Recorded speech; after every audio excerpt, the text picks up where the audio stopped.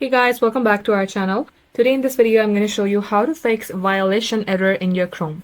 First thing first, if you're having this problem, make sure that you quit your Chrome overall. Click on this wrong button and now restart your Chrome. Once you do so, click on this three dot icon.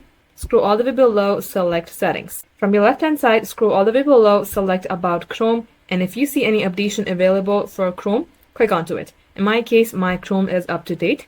For the next step, you have to click on this reset settings. Once you do so, go ahead, restore settings to their original defaults and see if this fixes your error code.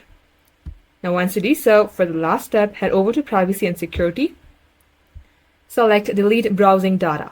At times when your browsing data is too much, it will also show you various errors. From here, select everything that you can, and also be noted if you delete these, you will get signed out of your Google account. Select delete data, and once you do so, close it. Lastly, you have to restart your Chrome, and this shall definitely fix your problem.